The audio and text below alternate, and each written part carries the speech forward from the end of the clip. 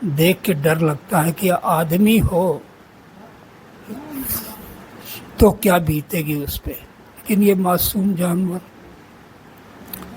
दोस्तों कभी ऐसी गलती मत करें। देखो कितनी खुश है वो समझ गई कि मेरा रेस्क्यू किया गया है। दुनिया बहुत बड़ी थी, शुरुआत में परेशान रहा होगा, फिर धीरे धीरे सिविलाइजेशन की परतों में दबकर उसकी इच्छाएं घातक होती गई। और एक दौर ऐसा आया जब उसने खुद को प्रकृति की जगह जमीन का मालिक अपने आप को समझ लिया। सभ्यता के इस घातक क्रम में पहले तो उसने जमीन पर दूसरों के आवास बिगाड़े, खत्म किए, जंगल सीमित कर दिए और जंगली जानवरों के विनाश में लग गया। सभ्यता के उत्कर्ष पर जाने के क्रम में एक दौर वो आया जब उसके लिए जमीन छोटी पड़ने लगी और उसने आकाश में कमंद डाल दी।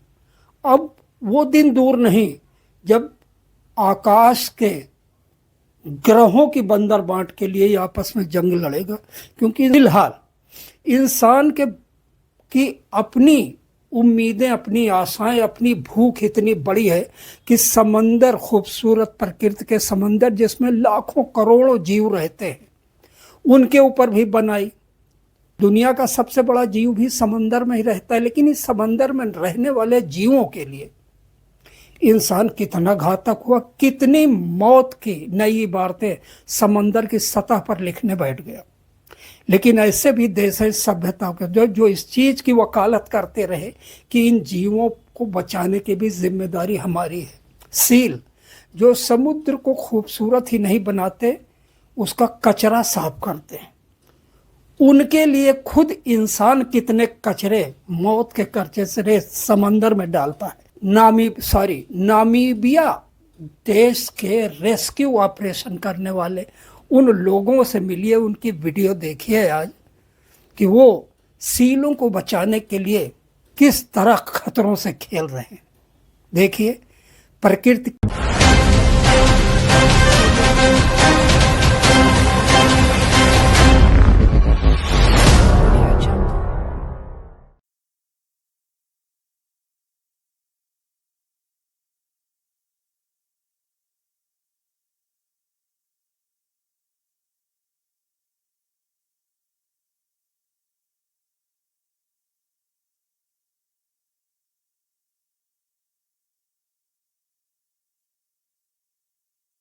ज़रूरत का हर वो सामान होता है जो सील को रेस्क्यू करने के लिए ज़रूरी होता है।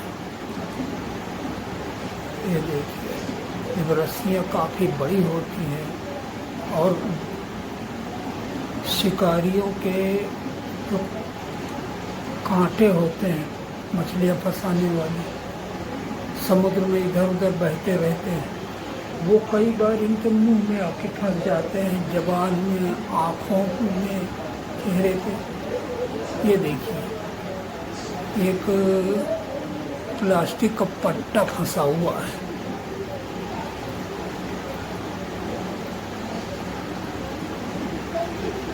और बिल्कुल उसके मुंह के ऊपर ही फंसा है कि बेचारी खा पी नहीं सकती, कुछ दिन बाद भूख प्यास से दम तोड़ देती।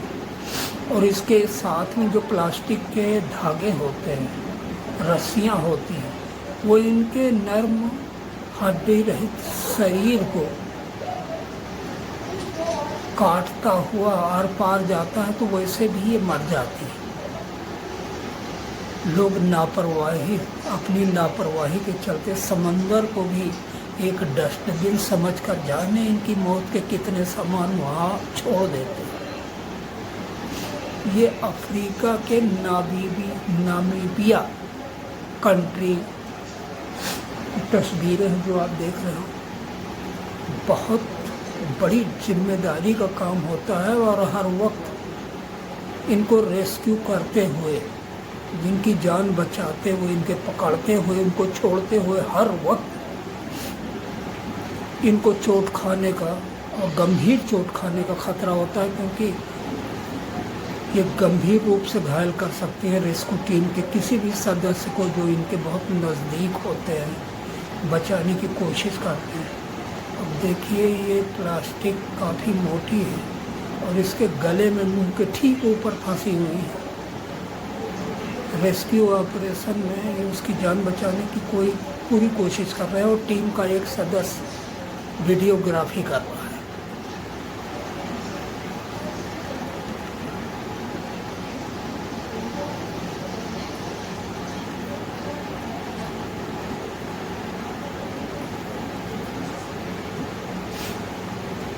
ताकि दुनिया देख सके। वीडियोग्राफी सिर्फ इसलिए होती है कि ताकि आप सब तक ये दृश्य नज़र आ जाए कि इन मासूम और बेगुनाह जानवरों के भी कितने लोग जानबूझकर उनकी ज़िंदगी से खेलने की लापरवाही करते हैं। मछली मारने के लिए समुद्र में जाते हैं और फिर उसे एक डस्टबिन के समंदर में नेट के टूटे हुए हिस्से, प्लास्टिक, खाने पीने की पन्नियाँ और जाने क्या क्या फेंक देते। ये देखिए, ये टूट नहीं सकते, प्लास्टिक की रस्सियाँ हैं, ये इनको मारने के बाद भी समंदर में तैरती रहती है। तो दोस्तों एक सबक है, ऐसा नहीं करना चाहिए। जिस जगह गर्दन के ऊपर से हटा रहे हैं, ये देखिए गर्दन को काटती हुई ये प्लास्टिक की घातक रस्सियाँ नीचे उतर रही हैं। गोश्त नज़र आ रहा है सील की गर्दन पर, लेकिन अभी भी प्लास्टिक का 2/3 हिस्सा उसके गले में फंसा हुआ है।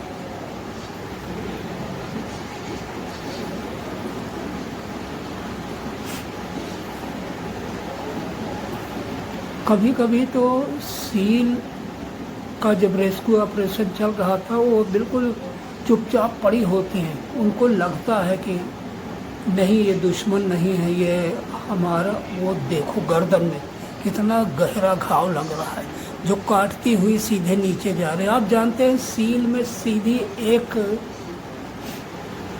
हड्डी होती है इनके पूरे जिस्म में, बाकी तो गोश्त ही होता है। आदमी की कल्पना किए कि ऐसा किसी का कट जाए तो वो किस तरह जिएगा। ये देखो, बाप रे बाप, कितना बड़ा काम है, कितना बड़ा काम है और कितने महान हैं ये लोग,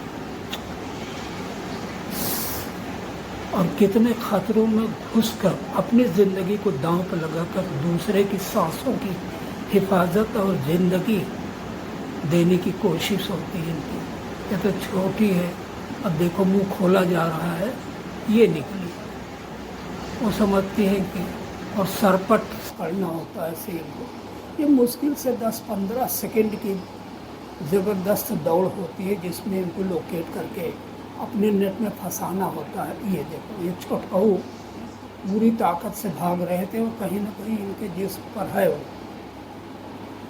इनको तो एक आदमी ही पकड़ लेता है। और 2 सील। अब पूरी रेस्क्यू टीम आखिरी पकड़ी गई सील के पास आ गए हैं। ये देखो तार कितनी रफ्तार से इनकी गर्दन से काटता हुआ नीचे उतरता है। प्लास्टिक का तार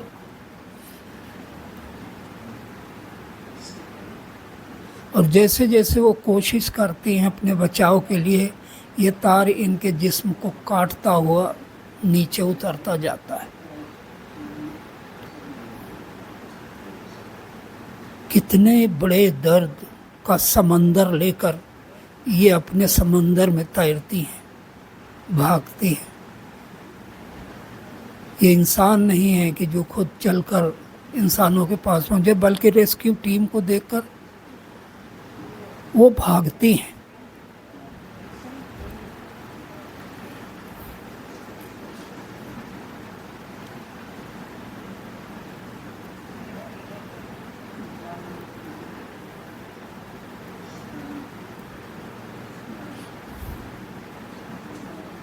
इनको शिफा देते हुए हाथ रेस्क्यू टीम के लोगों का, ये हाथ में मोटे दस्ताने हैं ताकि अगर इनके क्रोधशील के खुले हुए जबड़ों के अंदर ये चले जाएं तो बच सके।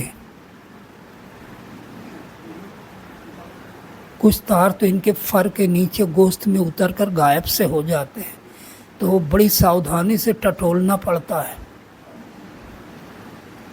एक आदमी ने उसका सील का से हो, बाप रे, भाग गई।